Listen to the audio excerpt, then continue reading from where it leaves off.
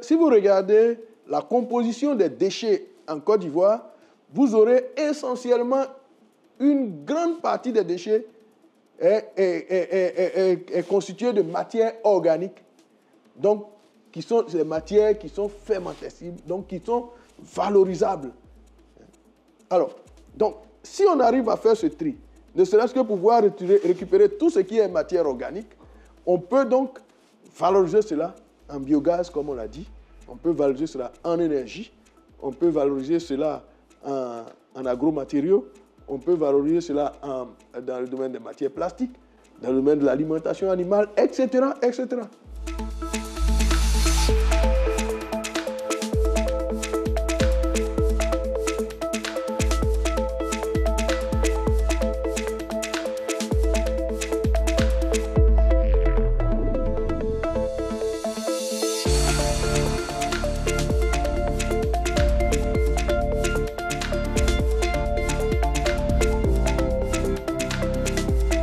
Il y a plusieurs activités que nous faisons, mais au niveau de la formation, nous avons trois niveaux de formation.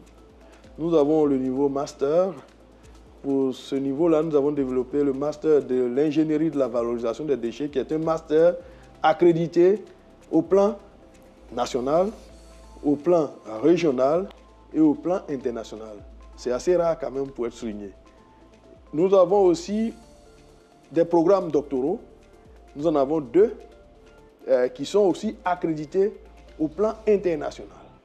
Donc ce sont des formations reconnues dans le monde entier.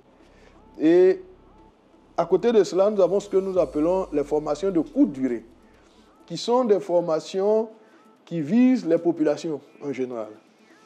Peu importe le niveau, tout le monde peut suivre ces formations de courte durée. Donc, au niveau formation, voilà ce que nous avons comme dispositif. Et je peux vous assurer que nous avons obtenu d'excellents résultats, puisque les centres d'excellence sont des projets à indicateurs. Et il se trouve que le CEA ValoPro a atteint 100% des indicateurs.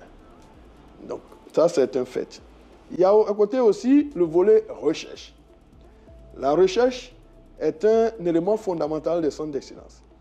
Et nous développons, particulièrement dans notre centre, toutes les technologies sur l'économie circulaire. Comment tirer avantage de ce que nous considérons comme des déchets, les transformer en ressources, les valoriser pour leur donner une valeur ajoutée. Donc voilà la démarche globale que nous avons au niveau de la recherche. Et à ce titre-là, nous avons développé beaucoup de technologies.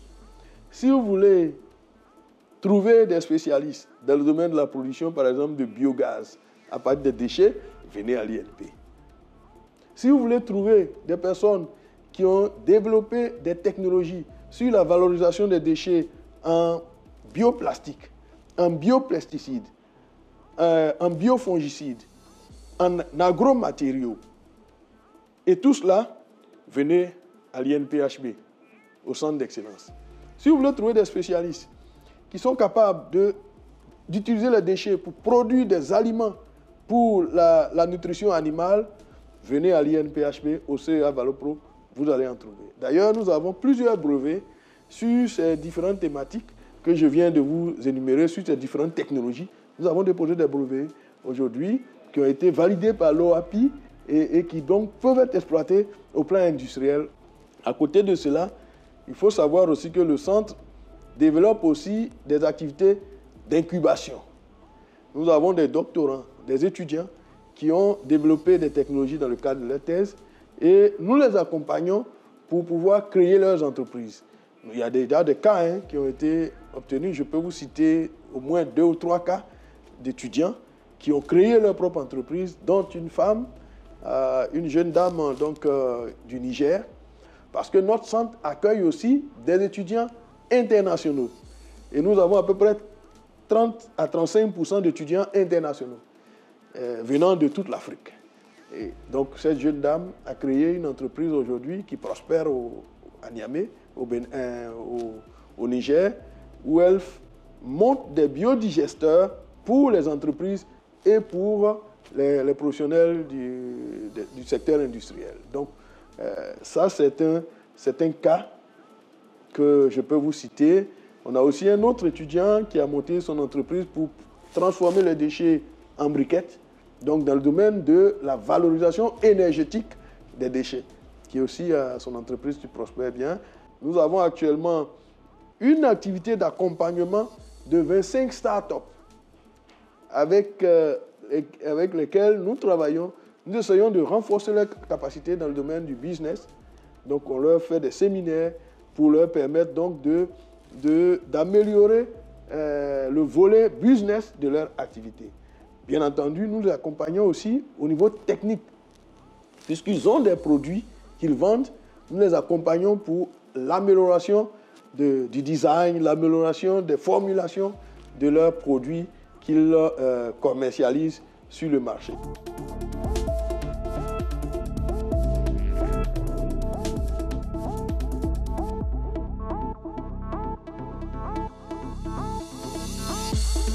Ce que nous croyons, c'est qu'il y a peut-être une démarche beaucoup plus vertueuse qui consiste à envisager un tri à la base. Peut-être que le tri ne sera pas extrêmement fin, mais au moins ça aura l'avantage de dégrossir la situation. Et ce tri-là permettrait donc de pouvoir orienter les différents types de déchets vers des filières de valorisation. Cela existe déjà. C'est pas, je veux dire, c'est pas quelque chose de nouveau, ça existe déjà. Donc, cela est possible. D'autant plus que si vous regardez la composition des déchets en Côte d'Ivoire, vous aurez essentiellement une grande partie des déchets est constituée de matières organiques, donc qui sont des matières qui sont fermentescibles, donc qui sont valorisables. Alors, donc, si on arrive à faire ce tri, ne serait-ce que pouvoir récupérer tout ce qui est matière organique, on peut donc valoriser cela en biogaz, comme on l'a dit, on peut valoriser cela en énergie, on peut valoriser cela en agromatériaux, on peut valoriser cela dans le domaine des matières plastiques, dans le domaine de l'alimentation animale, etc., etc. Donc, c'est un peu le problème. Alors, au niveau de l'INPHB, nous avons mis en place un système de tri sélectif. Si vous vous promenez un peu sur le centre, qui est la zone la plus grande des différents sites de l'INPHB, vous allez trouver différentes poubelles qui permettent donc de faire un premier tri. L'idée ici, c'est de tirer des leçons de cette implémentation du tri sélectif à une petite échelle. Ces leçons pourraient être donc consignées dans des documents et permettre à nos autorités de pouvoir s'en inspirer pour déjà dupliquer cela dans différentes universités, dans différents établissements d'enseignement secondaire et primaire, pour que progressivement l'habitude du tri sélectif puisse s'intégrer dans la population ivoirienne. Donc voilà ce qui est en train d'être fait. Alors, le système est en cours et parallèlement à cela, nous sommes en train de développer aussi, de mettre en place ce que nous avons appelé notre site de technoparc. Le technoparc, c'est un endroit où nous avons le développement de technologies à l'échelle pilote. Donc, ce que nous collectons au niveau de l'INPHB, nous allons envoyer cela sur ce site et pour pouvoir essayer donc de faire de la valorisation de ces éléments-là. Le volet plastique, nous travaillons avec l'AIVP. L'AIVP, c'est une association d'industriels qui travaille sur la récupération et la valorisation de déchets plastiques. Donc, nous sommes en train de travailler avec eux pour que tout ce qui est plastique, ils puissent récupérer cela dans un premier temps. Nous, on va transformer une partie, mais vu les quantités, il est probable que nous n'ayons pas la capacité de transformation qu'il faut. Et donc, eux, ils vont récupérer cela. Donc, vous voyez déjà l'impact. C'est-à-dire que nous sommes en train d'implémenter un système à petite échelle, mais qui tend à s'orienter déjà, à s'ouvrir vers le milieu industriel. L'un des objectifs assignés au CEA Valopro, c'est le transfert de technologies vers les populations, vers les milieux ruraux. Donc, Ici, nous avons comme principal outil les formations de courte durée. Nous avons par exemple fait des formations pour des coopératives de femmes. On leur a appris comment tirer avantage des déchets pour produire par exemple des champignons comestibles. On leur a appris aussi comment utiliser donc, les déchets pour faire des briquettes, pour la cuisson. Donc, on leur a appris aussi un certain nombre, en tout cas, toute une gamme de technologies, des coopératives de femmes, des coopératives de migrants, des personnes qui sont allées à l'aventure et qui sont revenues en Côte d'Ivoire sans ressources. On les a formés ici. On a formé aussi des associations de personnes vivant avec un handicap.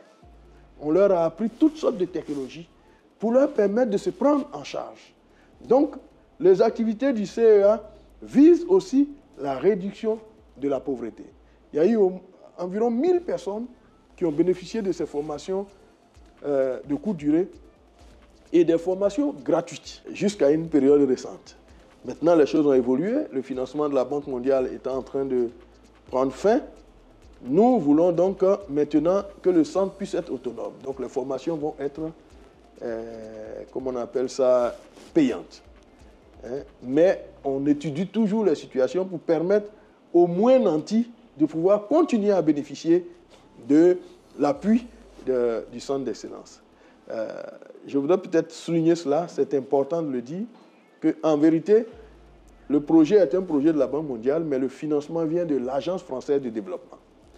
Et d'ailleurs, pour pouvoir faire ces formations spécifiques-là, nous avons demandé l'appui et l'ANO, l'avis de non-éjection de l'AFD, qui nous a accordé ces ANO, et cela nous a permis donc de faire ces formations-là au bénéfice de ces populations vulnérables.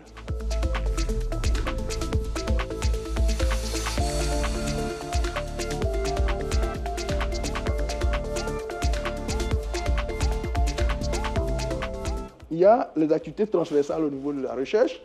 Tous les équipements que nous avons acquis sont à la disposition de toutes les écoles. Les TP, nous avons réhabilité par exemple toutes les salles de TP, en tout cas la majorité des salles de TP du Nord. Ça, c'est une activité des centres d'excellence. Donc vous voyez que les centres d'excellence ne sont pas là en réalité pour eux-mêmes. Les centres d'excellence doivent développer un certain nombre de bonnes pratiques pour que cela soit diffusé à l'échelle de l'institution.